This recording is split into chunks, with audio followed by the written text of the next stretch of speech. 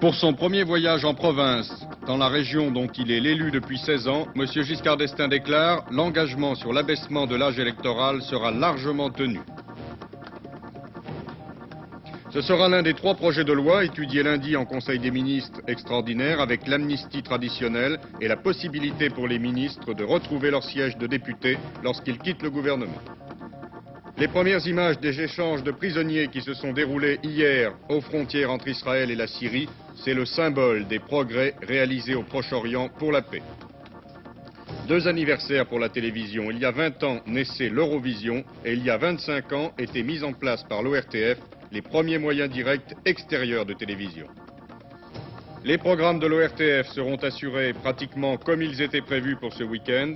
À la fin de ce journal, M. Marceau-Long fera le point sur les mouvements de grève. Mesdames, Mesdemoiselles, Messieurs, bonsoir. Le président de la République effectuait son premier voyage en province depuis son élection. Le choix de M. Giscard d'Estaing s'est porté tout naturellement sur la région dont il est l'élu depuis maintenant 16 ans. Un déplacement qui revêt un intérêt politique certain au lendemain du vote de la confiance au premier gouvernement du septennat Giscard d'Estaing et à quelques jours d'un Conseil des ministres extraordinaire lundi. En effet, dans ses allocutions, M. Giscard d'Estaing a évoqué les projets de loi qui seront étudiés lundi à l'Élysée, en particulier l'abaissement de l'âge électoral à 19 ou 18 ans. Nous retrouvons maintenant nos envoyés spéciaux dans le Puy-de-Dôme. C'est un accueil coloré et chaleureux que le Puy-de-Dôme a réservé cet après-midi au chef de l'État. Un accueil qui a touché M. Valéry Giscard d'Estaing, venu retrouver ici, à travers le contact direct avec la population, l'atmosphère de sa province d'Auvergne. C'est par Rochefort-Montagne, où il est arrivé vers 15h30, que le chef de l'État a donc commencé ce premier voyage dans une région française. Et dans ce bourg de 1300 habitants, chef-lieu d'un canton qu'il représente depuis 1958, le président de la République va annoncer au maire de la région qu'il se démet de son mandat de conseiller général.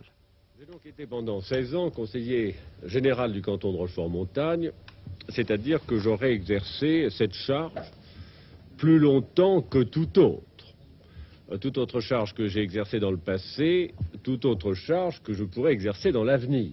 Ce sera mon mandat le plus long.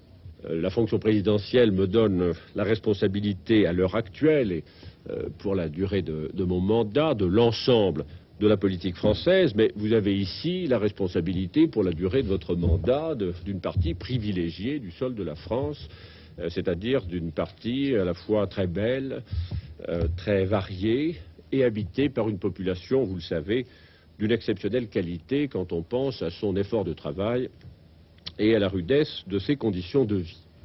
Je suis sûr que vous apporterez les uns et les autres la même contribution à traiter, à résoudre les problèmes de cette partie du sol français que je m'efforcerai, en ce qui me concerne, de le faire désormais pour l'ensemble.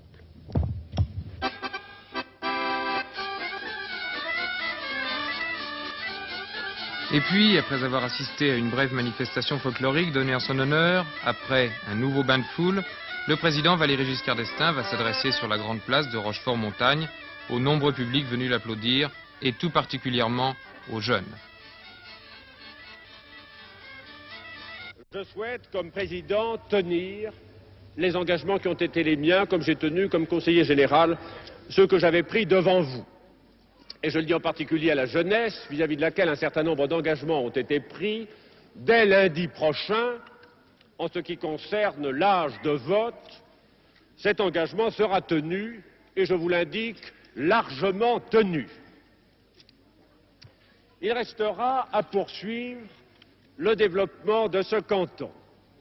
Et je suis sûr que vos élus municipaux, que votre futur conseiller général, qui reprendra le flambeau, poursuivront ce travail de développement et de vie de cette région montagneuse d'Auvergne.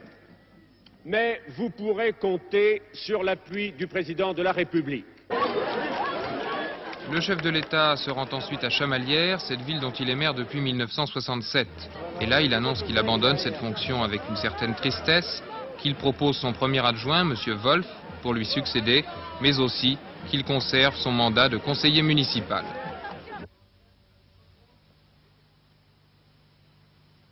J'ai été conduit à démissionner, ce sera mon dernier mot, de ma fonction de maire, et je n'ai pas démissionné de la fonction de conseiller municipal. Alors pourquoi? D'abord pour une raison qui tient au bon fonctionnement de la municipalité de Chamalières, puisque ceci va vous permettre d'élire dès aujourd'hui votre nouveau maire, sans avoir à attendre une nouvelle consultation et un nouveau délai.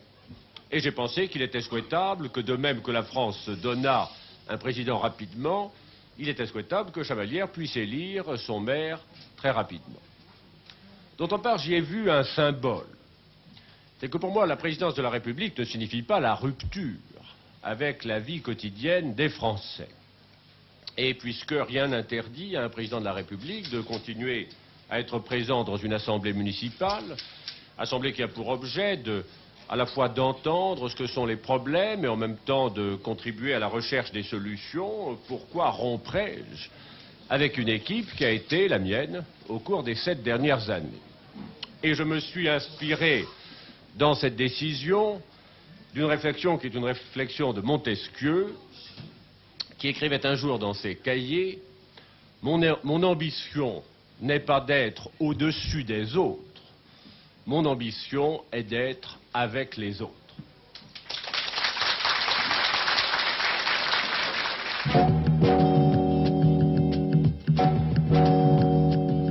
Trois importants projets de loi doivent être discutés lundi prochain en Conseil des ministres extraordinaire, conseil auquel participeront exceptionnellement les nouveaux secrétaires d'État qui seront nommés demain. L'amnistie. Il est de tradition en France qu'une loi d'amnistie suive l'élection du président de la République. Et Valéry Giscard d'Estaing semble bien décidé à ce que le nouveau texte soit aussi large que possible. Amnistie d'abord des contraventions. Elle intéresse plus de 10 millions d'automobilistes. Seraient amnistiées toutes les infractions au code de la route et contraventions non payées avant le 27 mai dernier, date d'installation de Valéry Giscard d'Estaing à l'Élysée, à l'exception toutefois des frais de justice. Autre série d'amnisties, toutes les infractions encore liées aux événements d'Algérie, aux manifestations d'agriculteurs ou de commerçants. Des exceptions, ne seraient amnistiés ni les délits de fraude fiscale, ni les banqueroutes. Une précision, si l'amnistie efface les conséquences pénales, elle ne saurait nullement remettre en question les réparations civiles envers les victimes. Le deuxième projet de loi concerne l'abaissement de l'âge électoral. Valéry Giscard d'Estaing avait annoncé pendant sa campagne que le droit de vote pourrait être ramené à 19 ans. Ce soir, à Chamalières, il n'a pas exclu les 18 ans. De nombreux pays étrangers ont d'ailleurs déjà abaissé l'âge électoral. Lundi, les ministres devront donc se prononcer sur les 18 ou les 19 ans. Et ils pourraient demander une ouverture exceptionnelle des listes électorales dès la rentrée prochaine. À noter que si l'âge électoral avait été de 18 ans lors des dernières élections, il y aurait eu 2,5 millions d'électeurs en plus. Si on ne connaît pas encore l'âge retenu, ce que l'on croit savoir, c'est que l'abaissement de l'âge électoral entraînerait en parallèle l'abaissement de la majorité civile. Il s'agit donc d'un projet très important. Il touchera dans notre vie quotidienne de très nombreux domaines. Troisième et dernier projet de loi, celui qui concerne les suppléants des ministres sortants d'un gouvernement. La Constitution prévoit actuellement que le suppléant peut soit se maintenir jusqu'au renouvellement normal du Parlement, soit démissionner. Dans ce dernier cas, il est procédé à des élections partielles qui permettent à l'ancien ministre, s'il gagne bien entendu la nouvelle élection, de reprendre son siège au Sénat ou à l'Assemblée nationale. Le nouveau projet de loi annulerait tout simplement ces dispositions. En cas de cessation de leurs fonctions, les anciens ministres reprendraient leur siège, probablement après un délai de 6 mois. Plus question donc d'élections partielles, plus de difficultés avec un suppléant qui refuserait de se retirer. Les 3 projets de loi discutés lundi matin par le gouvernement seront très rapidement déposés dans les 8 jours sans doute sur le bureau de l'Assemblée nationale.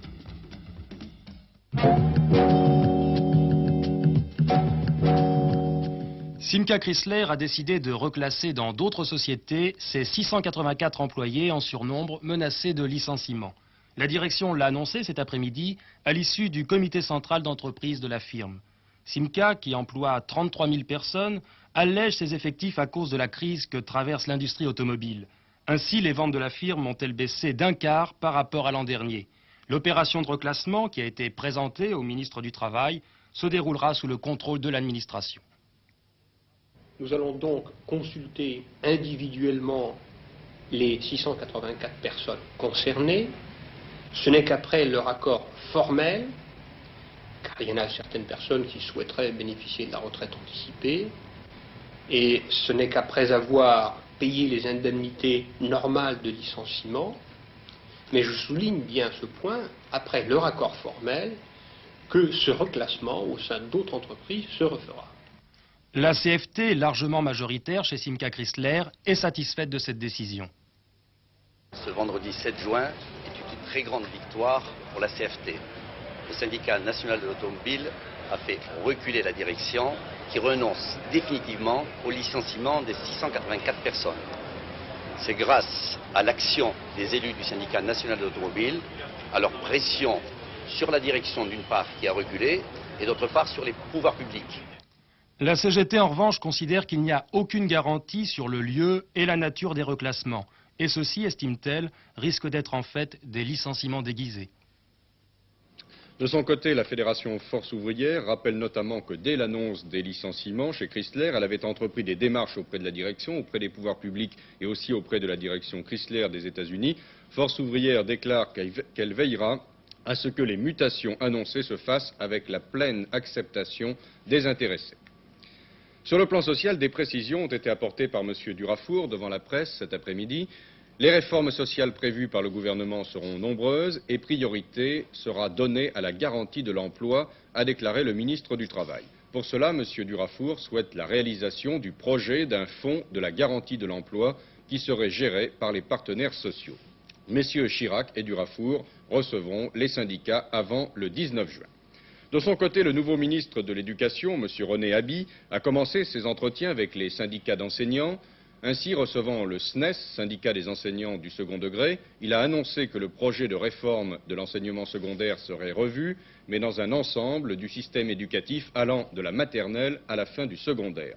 Il faut pour cela, aurait précisé M. Haby, concevoir un débat à l'Assemblée nationale. À noter enfin une lettre de la CGT au ministre de la Sécurité sociale. La CGT demande que les pensions soient revalorisées d'au moins 15% au 1er juillet et que le minimum vieillesse ne soit pas inférieur à 660 francs par mois.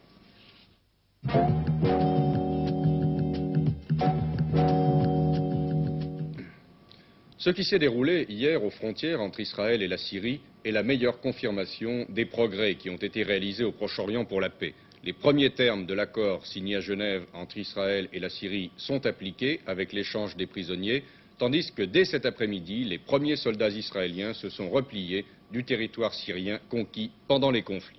Il est 10h30, l'avion de la Croix-Rouge qui transporte les prisonniers israéliens vient de décoller en direction de Tel Aviv. Au-dessus de la Méditerranée, il va croiser l'appareil qui lui ramène à Damas les prisonniers syriens.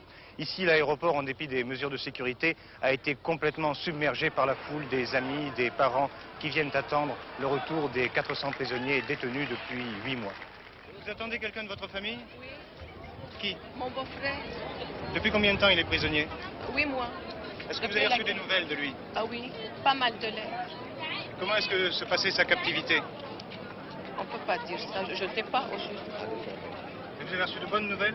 Enfin, je suis en bonne santé, des nouvelles de famille, c'est tout.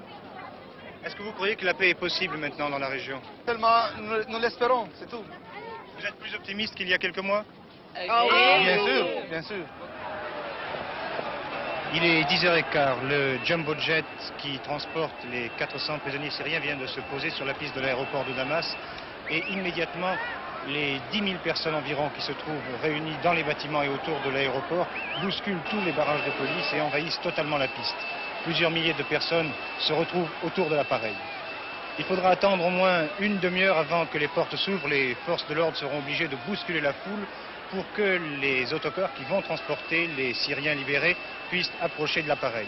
Puis on approche une échelle, la porte s'ouvre, les officiels syriens pénètrent dans le Jumbo 747. Un militaire syrien apparaît à la porte de l'appareil. Avec un mégaphone, il annonce un par un les noms des prisonniers syriens libérés.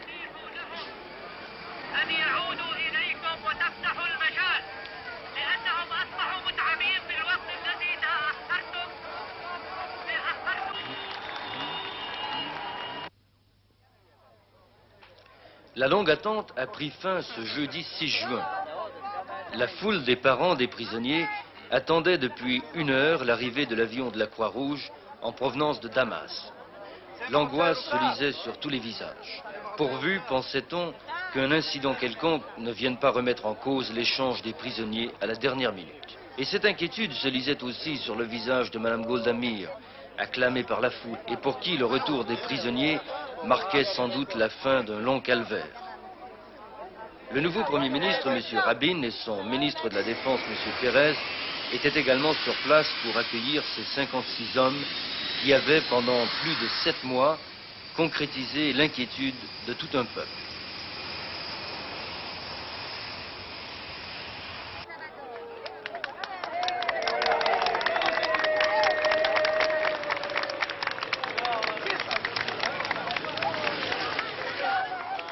Parmi ces prisonniers, le deuxième classe Benyamin Mazouz se jetait dans les bras de sa mère.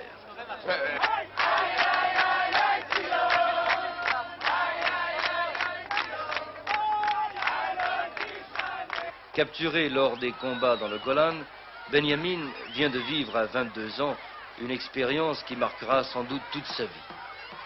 Nous avons suivi Benyamin jusqu'à Beersheva, la capitale du Negev, à 120 km au sud de Tel Aviv. Ici, l'accueil de tout un quartier de la ville revêtait un caractère et une ampleur indescriptibles. Et là-bas, à quoi pensiez-vous? À la maison, naturellement.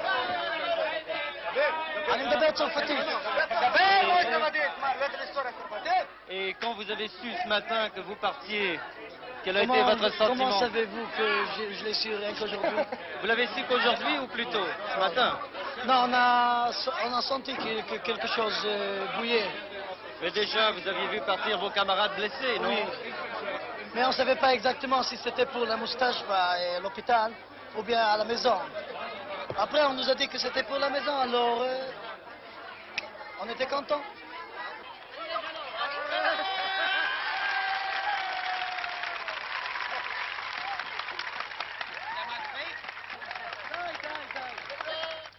Rapidement, les nouvelles de sport. Eddy Merckx en tête du Tour d'Italie à la veille de la dernière étape devant les Italiens Moser et Gimondi.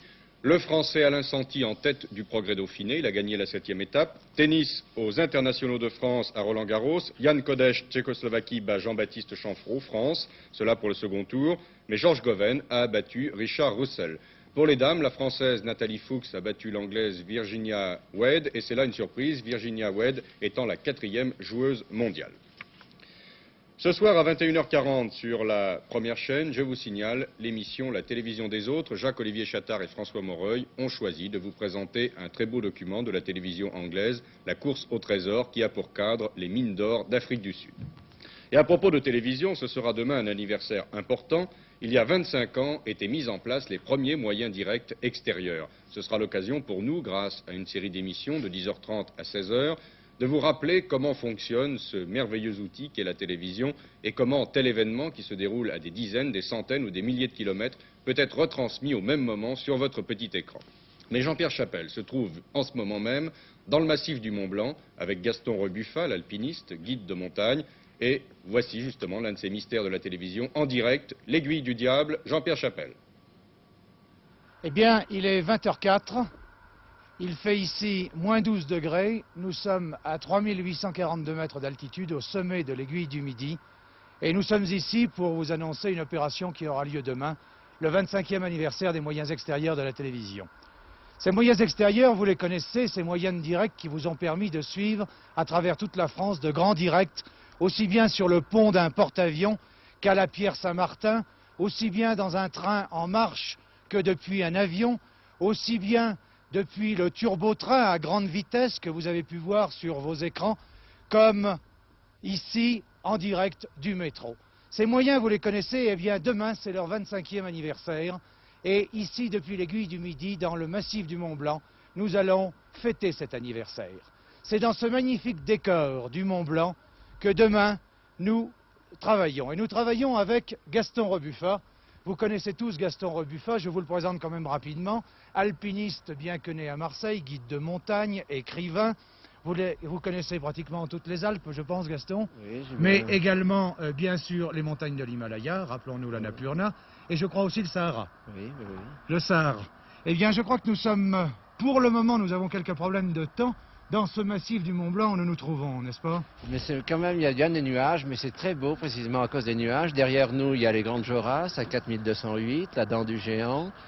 Maintenant, c'est Col du Géant, le Mont Blanc du Tacul, bientôt, qui est à 4200 aussi. On va y arriver, voilà le Mont Blanc du Tacul. Un peu plus à l'ouest, c'est le Mont Maudit et le sommet du Mont Blanc. Donc, bien sûr, 4008, l'arête des Bosses. Et de là, on descend sur le Dôme du Goutet et sur l'Aiguille, qui est à la même altitude que nous. Eh bien, c'est dans ce massif que nous allons travailler. C'est ici que les techniciens de la télévision sont installés. Ils sont 33, mais même à 33, ils n'auraient pas réussi à faire cette opération que nous allons faire demain. Et c'est grâce à l'armée, à la gendarmerie, que nous avons pu mettre en place le matériel. Nous avons pu effectivement monter tout ce matériel à dos d'homme avec des hommes de l'école de haute montagne et du peloton de gendarmerie de haute montagne. Mon colonel, je crois que l'école de haute montagne a mis beaucoup de monde sur l'affaire. Eh bien oui, nous avons mis pas mal de guides, nous avons mis également des moyens pour transporter votre matériel et pour assurer les transmissions de toute cette petite opération. Parmi les guides, j'ai des éléments qui sont très intéressants, en particulier M. Mosca, qui est un guide qui a fait il n'y a pas très longtemps la première du Makalu. J'ai également Flématy, qui a fait le pilier du Fresnay, et j'ai également le capitaine Baudry, qui est un major de Saint-Cyr. Eh bien, en effet, il y a du beau monde, si l'on peut dire. Et en plus des spécialistes de la montagne. Exactement. Rapidement, mon colonel, l'école de haute montagne, c'est quoi? Alors, l'école de haute montagne, qui est implantée à Chamonix, est une école qui est chargée de former les officiers et les sous-officiers de toutes les troupes de montagne pour leur apprendre les techniques nécessaires pour exercer leur commandement dans les troupes de montagne. Et le peloton de gendarmerie de haute montagne? Alors, le peloton de gendarmerie de haute montagne est actuellement implanté à Chamonix et ils sont spécialement chargés des secours en montagne de la vallée de Chamonix. Eh bien, nous allons tout de suite essayer d'aller rejoindre ces hommes qui sont sur place. Vous les voyez d'ailleurs grâce aux images de Terraz et de Vernadet. Je pense que c'est Pierre Terraz qui est en train de travailler là-bas. Alors j'appelle tout de suite René Flématy qui est sur place et qui peut nous décrire les images que nous voyons. Vous m'entendez, René? Je vous entends très bien. Écoutez, c'est formidable. Nous avons une mer de glace, une mer de nuages devant nous. Tout à fait formidable. Toute la vallée est couverte. Nous sommes dans le ciel bleu. Alors, évidemment, nous avons tous un magnifique paysage, l'aiguille verte, les Grandes Jorasses, la Dent du Géant, le Tacul et évidemment toute la vallée blanche qui est formidable en ce moment. Eh bien, vous l'avez vu, c'est ça la télévision en direct à 20h05. Ces images étaient vraiment excellentes et nous retrouverons demain l'aiguille du Midi. Depuis plus d'une semaine, les programmes de télévision étaient affectés, vous le savez, par des mouvements de grève. Hier et avant-hier, le service minimum avait dû être appliqué. Il y a du nouveau qui devrait permettre un week-end normal à la télévision. Écoutons à ce sujet M. Marsolon, le PDG de l'Office. Croyez bien que je mesure et que je partage le désagrément qu'ont pu vous occasionner à la télévision 2 jours de programme minimum commun aux 3 chaînes, succédant à plusieurs soirées de programmes parfois modifiés, et à la radio plus d'une semaine de musique presque ininterrompue, si ce n'est par les bulletins d'information et les rares émissions rescapées.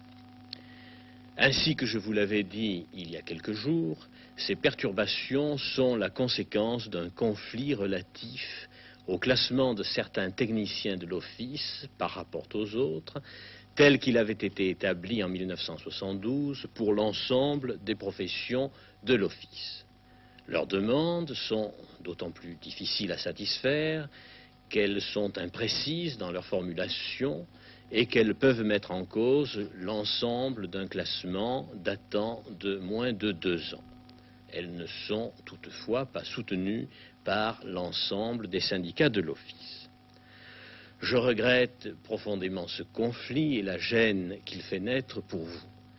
Il n'est d'ailleurs qu'à voir le courrier que je reçois chaque jour, qu'à lire la presse, qu'à écouter les radios pour mesurer le mal qu'il fait à l'Office.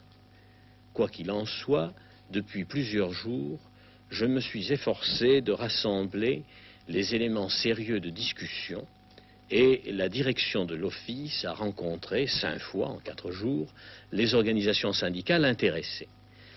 Je suis en mesure ce soir de proposer le cadre et la procédure qui doivent permettre à l'Office d'étudier avec les organisations syndicales le problème posé. Les revendications présentées par les techniciens trouvent leur place dans cette procédure normale de discussion qui permet chaque année de répartir les sommes ouvertes par l'enveloppe globale entre les augmentations du salaire de base, celles des bas salaires et les mesures catégorielles, c'est-à-dire celles qui touchent au classement et à la carrière de telle ou telle catégorie d'agents. Dans ces conditions, la poursuite de la grève pendant la discussion ne serait guère compréhensible. Et je veux espérer que le bon sens l'emportera rapidement. J'en vois d'ailleurs la preuve, le signe, dans le fait que ce soir, les 3 chaînes de télévision fonctionneront presque normalement et que samedi et dimanche, vous trouverez, et parfois même avec le concours des catégories de personnel encore grévistes et qui l'acceptent, les principales émissions de variété et les grandes retransmissions sportives que vous attendez. Eh bien, Roger Tello vous présentera donc 24 heures dernière ce soir vers 22h38. Bonsoir.